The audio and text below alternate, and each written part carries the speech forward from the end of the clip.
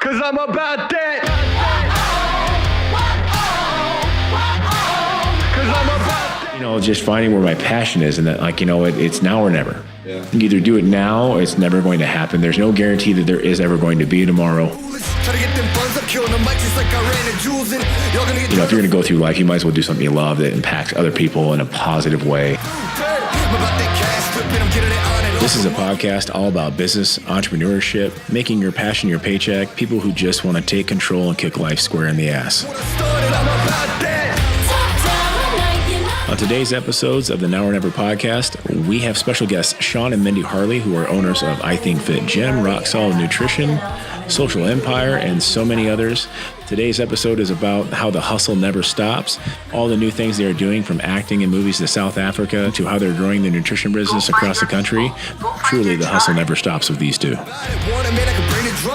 Today's special guests are Sean Harley and Mindy Harley. They own Rock Solid Nutrition. They're owners at I Think Fit Gym. Mindy Harley is known as the social media, I don't want to say guru, but I kind of wanted to. I mean, you're the talk of the town when it comes to anybody that needs help with social media. And I know it's been suggested to us about, 30 times. So, and thanks for coming on to the podcast, the Now or Never podcast, with my wife, obviously, here as well. I think it's kind of cool because you guys really are the indefinite embodiment of power couple, especially if you're here in Omaha in the Midwest. We're kind of a power couple with power parents, I guess, because we have a lot of kids. But we got 6, you know. So I think the big thing that we're finding with entrepreneurs in business, especially in the Midwest, is there's not a lot of representation here.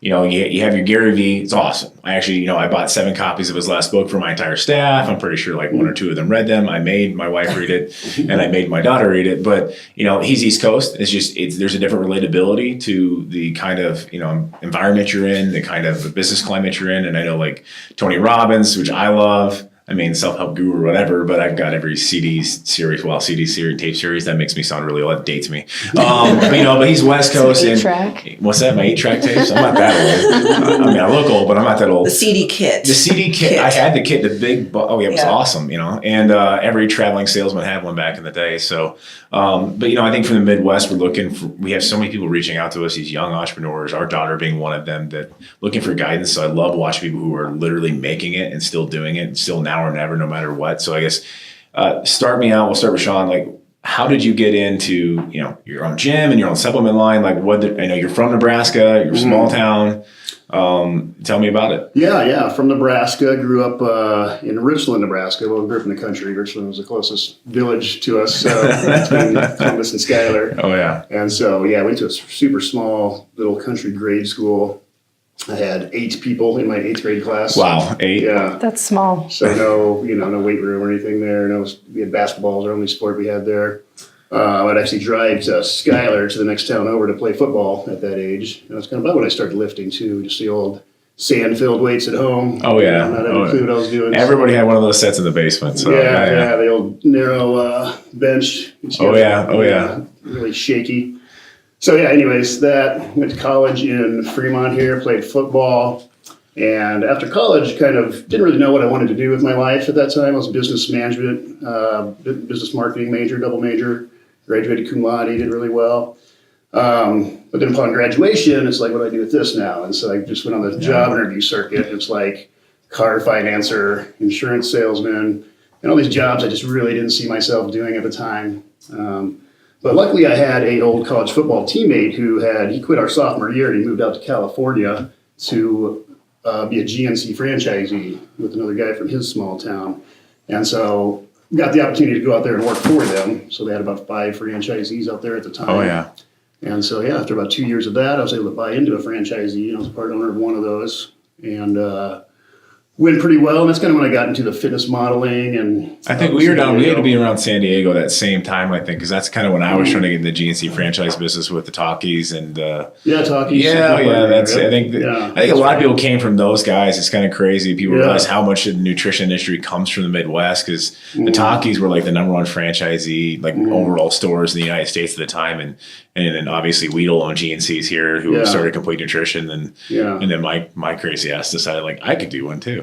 But I think I felt very blessed to start out with those guys myself, just because it was an inside view and the kind of the inside secrets without having to learn it on my own. But and they were small town Nebraska guys out there doing it big, and so really down to earth guys and really great to learn from, and so it was a great opportunity for them to invite me in and help set me up in a franchise and get things going, and that's kind of how I got into the supplement world, I guess. That's where that all started, and spent about 5 years out there. About 9 months of that, I moved to LA. I sold my part of the franchise, moved to LA. Was doing the actor model thing for about 9 months, and then at the time wasn't really feeling that. I was young and green and lonely in the big city. Well, you go from Schuyler, Nebraska to Los Angeles. I would say it's a little bit of a jaunt. It's definitely a shock, but very thankful for the experience and the opportunity and just the eye-opening that you get when you live in another big city. I think it'd be great for everybody from the Midwest to just go live on a coast for a while. Change your perspective big time. Just do a wider world view, living out there amongst a different demographic of people. And so after that kind of ran its course, my good friend from college, Heath Murray, was here being a personal trainer. And so he kind of set me up as a personal trainer at the facility he was at. So I was kind of working there part-time and then doing in-home training after that. And then we decided to kind of partner up on a fit camp. And this is out at Going Vertical, just a really big indoor kind of sports training facility. I actually did my internship there. Oh, you did? Back when I used to be over at Rockbrook, I worked down there way back. So that's when I was 20, 21 years old. Something like that. Yeah, so that was kind of my first gig here at Omaha. And then like I said, I was doing in-home training, so I fell in with some pretty good families there. And then I started running these kind of group workouts out of there, fit camp, and that's kind of where that started. Yeah. And then he kind of saw that was doing well and wanted to partner up with me. And so he, spent $100 and bought some yard signs and stuck them out on all corners around the city. Oh, yeah. The guerrilla marketing at its best. Absolutely. Yeah, and then that's really where it all started. And so after that, we started getting a little bigger clientele coming to these classes. And at the time, we were selling them 8-ball nutrition stuff. Oh, yeah, 8-ball. Oh, yeah, a long time. And the products were not that great, and they kept jacking the price up on us. And, we didn't really love what we were selling. And, I, through my GNC days, I had kind of the experience of getting into contract manufacturing and starting our own line. And so we started with just a fat burner and brought that out. And that was under the name Sensei Nutrition at the time. Chitara. Chi Energy. Oh, yes. Really ugly label. Really brown amber bottles. But anyways, the formula was great and the people loved it. And so that's kind of where we started with the supplements. And then after about 2 runs of that, we switched over to Rock Solid Nutrition. I would say that's a better name. I'm going to go with that. Yeah. Yes. Definitely. And at first we had the old wings and the rock and roll kind of look, the old English font. And, we were both kind of rock and roll fans. And, So ran that for a while. And that's when we started making proteins and pre-workouts and amino acids, BCAAs at the time.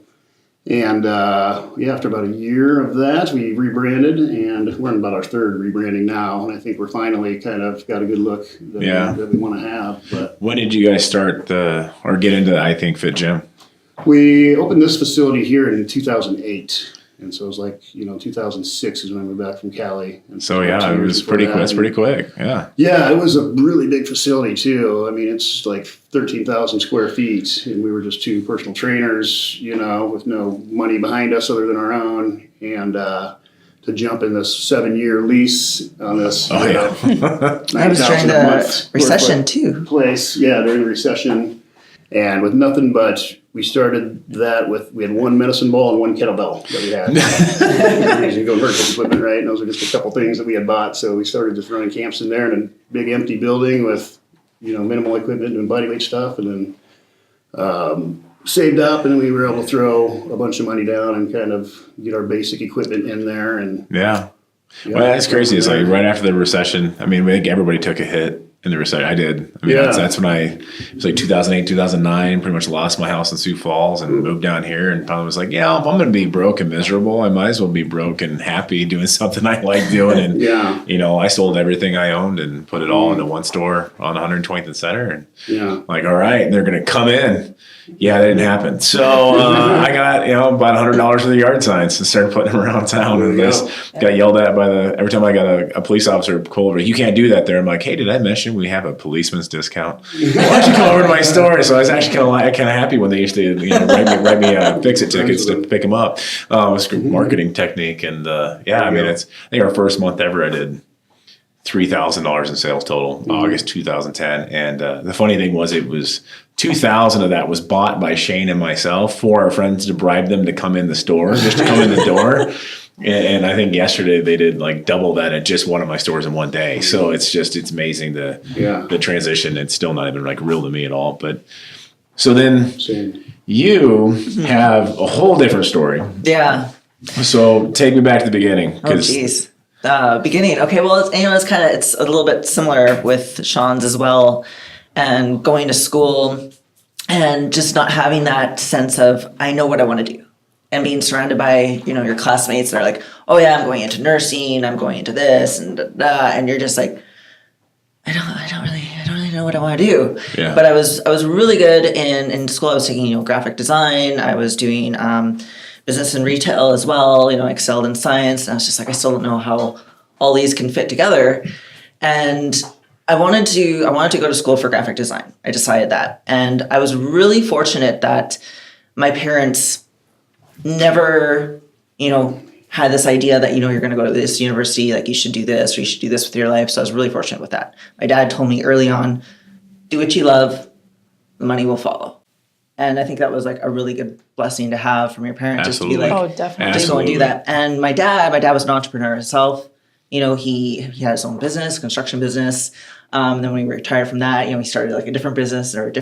So, I mean, I was just always around that. And from my parents' side as well, like my mom was like the really strict, I'd come home with like the B+. Well, why didn't you get the A? So I go to my dad first, be like, Dad, I got a B+. Oh, good job, honey. Mom, I got a B+. Why didn't you get an A? Shit.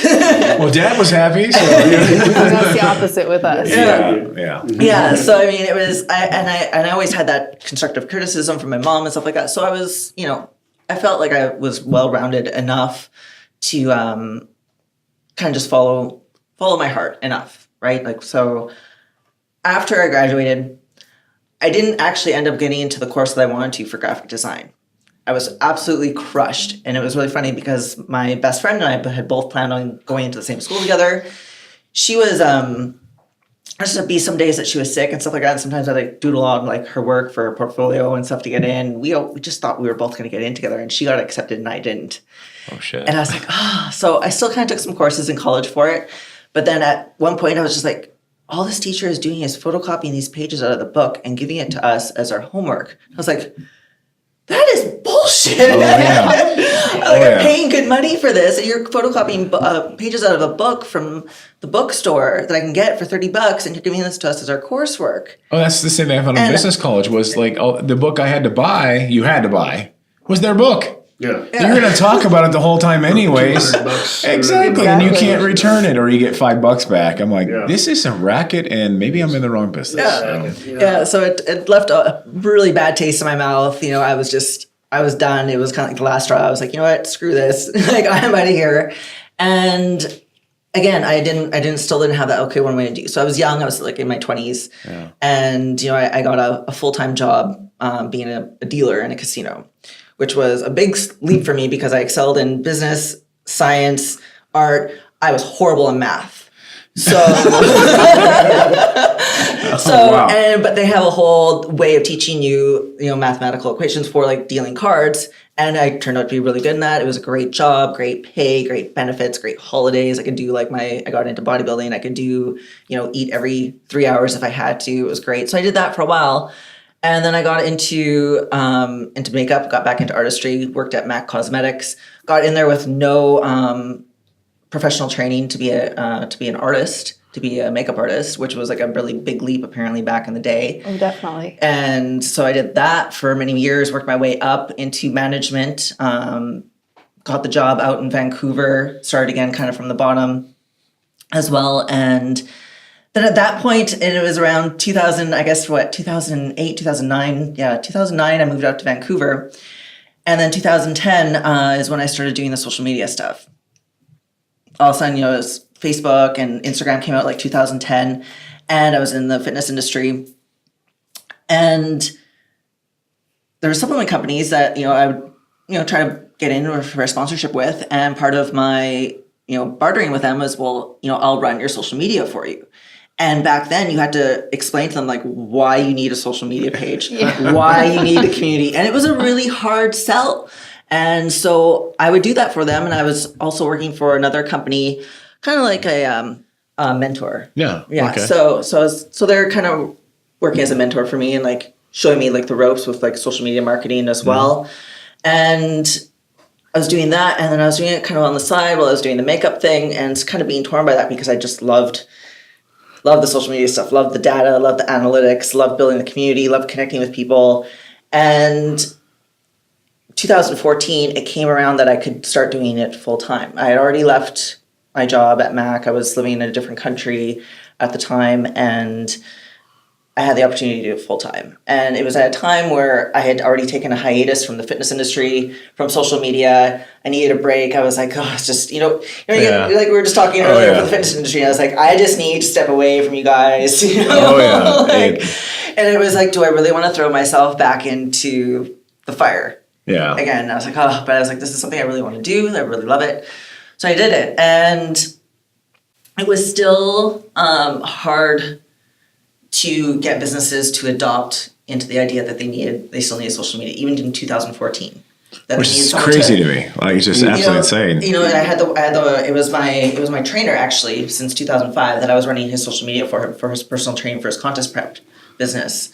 So that's what I was doing full time. And then I was still trying to like, okay, let's see if I can get more work.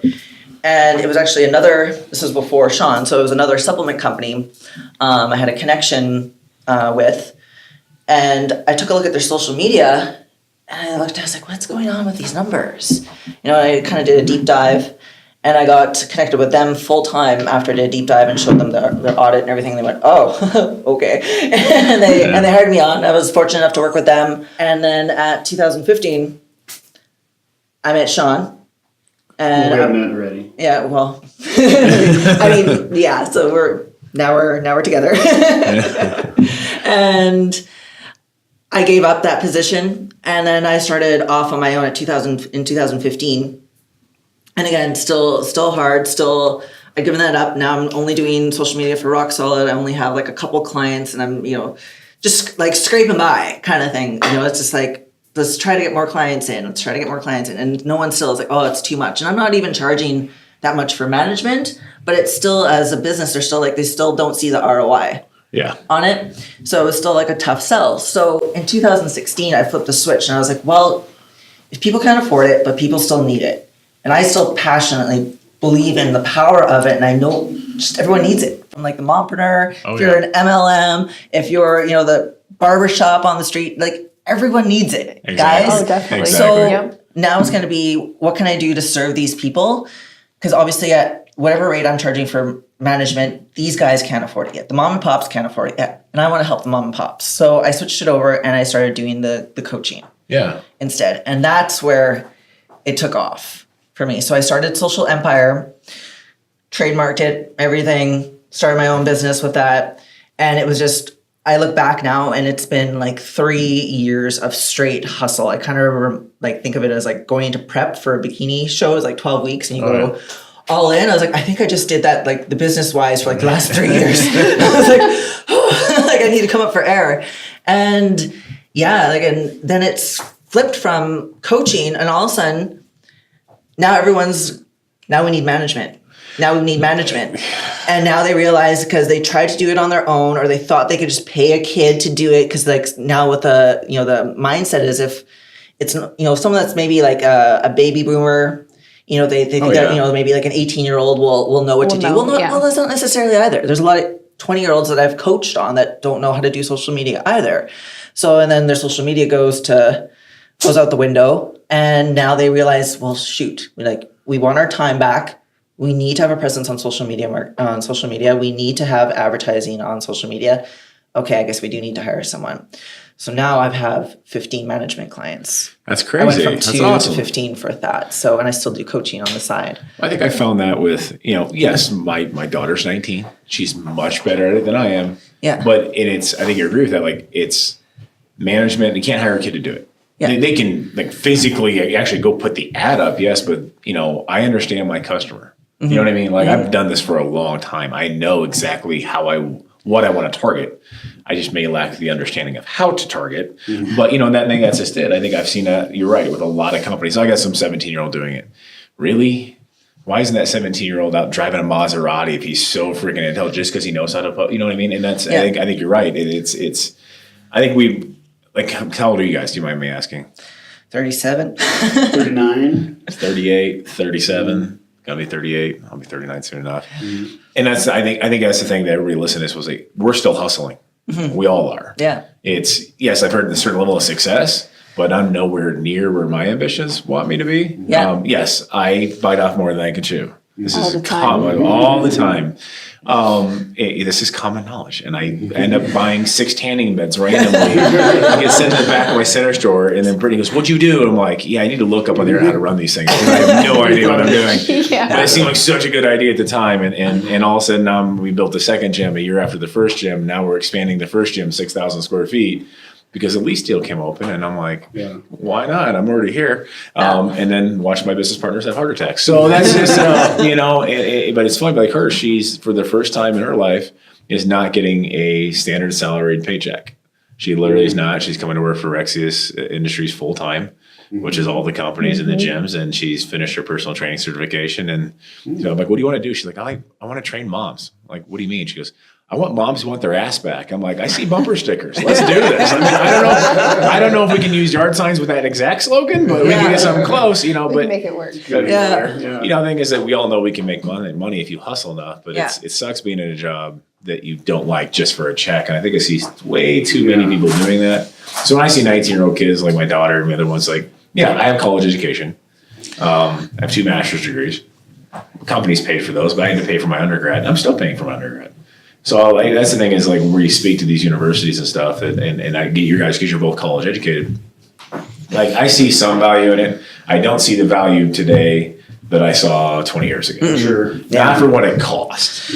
I went to a state school. It is now 450% more expensive, and I graduated 16 years ago. No. Yeah, what? that's crazy. Yeah. And it's no guarantee. And, No, I think that, especially in business, yes, there's a lot of things to learn, but there's a lot of things you can learn on your own. Like you said, getting photocopies from a book. I'm not anti-college. My brothers are doctors. One of my other brothers is a lawyer. Good. If you're going to cut me open, you better go to school for 25 years. So okay paying that bill because I don't want the back of the class. Yeah. I want top line. But in business, I think 95%, maybe you guys can attest to this, I think 95% of what we do, we learn on the job. Yeah, There's no book for that. With the internet, we've got all this information to be had, and it's how I'm sure you're the same way. There's a problem you have with your business, you can just go on here, and somebody's probably been through that problem, and there's solutions to be found. And it's something that I hope these guys also understand that we're taking things to the extreme, and that's why I think we take business to the extreme. I think you'll find people who are extreme athletes, and I look at bodybuilding as an extreme sport. I mean, it's about the most time-intensive thing. I made it to the NFL. I got hurt. I didn't really I made the tryout and I got hurt. It's my 5 minutes of fame. And I will say when I did bodybuilding, it was the most intense, longest process ever. And you made it to the Olympia. That's insane. That was tough. You competed 7 times that year or something 5 crazy? that year. Oh my Started the God. Arnold, and then 3 more. And I got Yes. to 1 in 2017. I'm like, I'm good. Donuts and Coronas, let's roll. And you competed the whole time too. Was it last year, wasn't it? Yeah, last year. Yeah. It's, her and I, they were like, you guys going to compete again? I'm like, God, 6 kids and 80-hour work weeks. I think it's time for my business to get the majority of my time and our that's the thing with kids. competing too is that it takes so much focus, especially at that level when you're doing, trying to get to the Olympia stage. So much focus, so much time, energy, mental energy. Like you're always, even when you're not It's a full-time job. training, you're still thinking about it. And you're still, it's always yeah. in your head. And then so other things got to take a back burner just to make room for that, And so It's really hard to be 100% in business while you're, doing 5 shows in a year. Oh yeah. But I also think that people have the mentality to do stuff like that, do so well in business, because we know what it takes. We know there's extra hours. It isn't a 9 to 5 kind of position in anything. 9 to 5s don't exist for entrepreneurs. No. There is no. What do you mean weekends off? Are you kidding me? I haven't had a weekend off in 9 years. And that's the thing too. I think with people with social media, they think it's just like such a fluff job and great. You get to be online all the time. It's like even when we go somewhere, we go on vacation. Like I'm on my phone. Like the one day that I get off is Christmas Day. One day a year. Oh yeah. So it's like it's not just this fluff thing I get to post and be on Instagram all the time. Right. Like It's stressful. It's stressful work, and it's. For a mental health aspect, it's very damaging for your mental health to be online all that. If it's for an average person, the amount of time the average person spends online, they're saying, whoa, that's not healthy. Like, think of a social media manager that has no choice. Oh yeah, That's when we take vacation. It was a rule because we have 20-some social media accounts in the stores, and we form it and I'm on it most of the time because I guess as an owner or somebody and you own your business, that we take it as a sense of urgency. To me, that's the same as a person being in front of me in my store. That communication, how that communication goes, how fast I respond, all those things. It's the same as somebody walked in your store. Do you wait 20 minutes? Yeah. And would you say, yeah, we have 5 colors? No, you wouldn't. You'd be on the business. So I treat social media as retail. Yeah, exactly. It's an extension. It's an extension. Yeah. And so she's very understanding. She helps a lot with it. And I think it's when we take vacations, it's like, okay, I'm not touching my phone for like 5 days. Yeah. Which I don't get very many vacations. We get 1 a year, maybe at best. But it's just kind of part of it. But I think that's what I want the younger people when they listen to these kind of podcasts, these video series, is to understand that I hear it all the time. Yeah, 2-3 years, we'll buy that car. I'm like, oh, that's adorable. You think you think the hustle's done at 25? Oh my God, I'm gonna be 40. I'm not even close. But but it is the freedom, though. At the same point, I'll say this: I'm working because I want to. I think you'll say you're doing it because you want to do it. Yeah. And I mean, it's great. It's great to have a goal, to have a car, but at the same time, it's when I first started my coaching business, and I launched. I had a really successful launch with my coaching packages. I went to Marshall's and I treated myself to $199 Michael Kors purse. Oh yeah, and the rest invested back. Built the website, everything else invested back.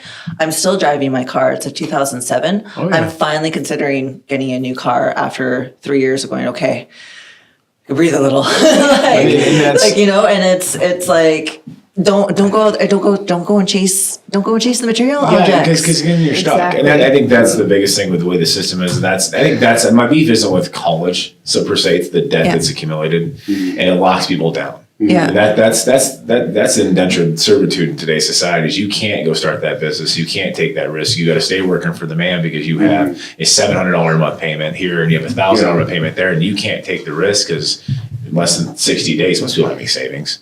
60 days, they can't make their obligations, and I think that's what sucks. And I mean, my employees will tell you I'm crazy about it, like because I finally got a new car.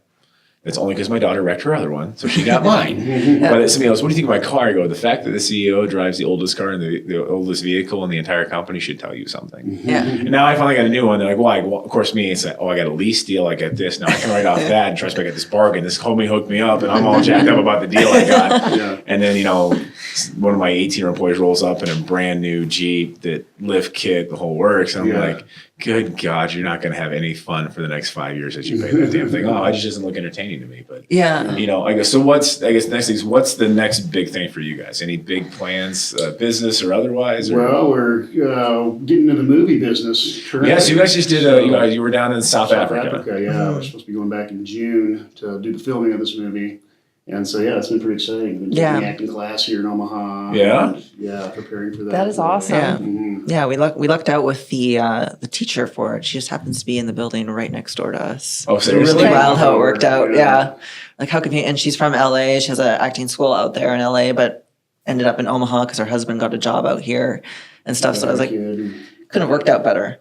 Yeah, it was perfect. So, it's been pretty exciting. We spent like 5 weeks out there in November, December, and that was just a lot of pre-production kind of stuff, and we also had the opportunity to just travel around South Africa too. They just kind of I saw like your social media look cool. Yeah, got the safaris Yeah, it looked beautiful. Yeah. Does that mean the Cape mustache Town. is coming back? For the- He had the best mustache Fu Manchu. I loved it. And I was like, I looked at Brittney, I'm like, I'm growing that out. She goes, well, yours will be half white. That's just me, but it's true. Yeah, So it was fun for the Camouflage. first like Yeah. 2-3 months, and then it started getting a little old. Yeah, it was fun for like You liked it for about the first. the first month or first month, and I was like, I missed your face. What is your face? I miss your face. I think honestly, that's funny about the social media. It was the funniest thing was you put up posts no matter what it was, and there'd be all this engagement on like, what's this? Is the stash staying? Is the stash going? Like, what's up with the hair?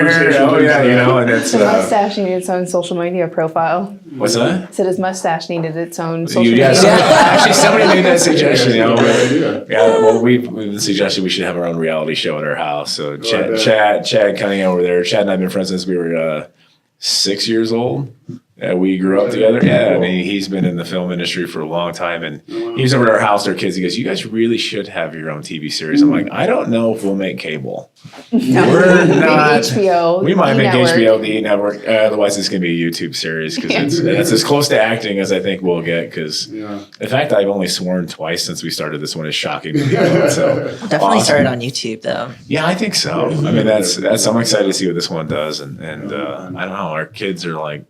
Our kids 6 are all running in. around, yeah. Our kids are not shy. They're not camera shy. I think that's also because they've grown up in the social media realm, and I've let them have YouTube accounts way younger than they're supposed to. I'm like, own that shit. Do it. If you want to be a gamer, you want to be a programmer, you want to be a video makeup artist, I'm like, own it. Yeah. Which is so weird because all their parents are like, they're spending too much time and they're not learning to communicate. I go, they're pretty much communicating 24/7.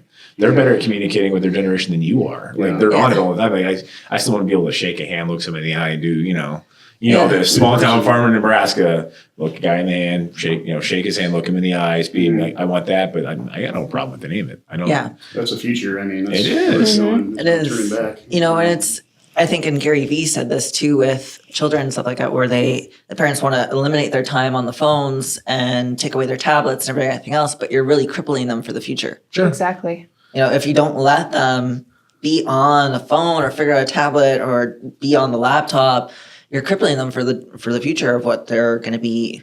It's going to be their life. Well, it is. And like for us parents, like we don't know what they're doing. I'm like, well, that's called being a parent. We're on it. She's on it better than I am. You know, I find out about stuff that I'm like, oh, that's got to go. That delete that app now. But you know, same point. We got to trust our kids and teach them to be functional adults and make decisions, cause and consequence, like anything else. But it's just it's part of parenting. Yeah. You don't let your 3-year-old go run out in the street when there's cars. So you don't let your 13-year-old, not have an idea what's on his phone either. I just think it's just part of parenting. I don't look at it as a negative. I look at it as opportunity, and hopefully one of them makes it, and they can buy us some really cool vacation out there. So, awesome. Well, thank you guys so much for coming on. Now or never. Thank you. Really appreciate it, and Thanks for having it's us. awesome. And seeing another, couple in Omaha in this Midwest, and now and just people can look up to you guys and learn a lot. I think that's awesome. So Appreciate it. awesome, guys. Yeah, Thank thanks, you. guys. Thank you.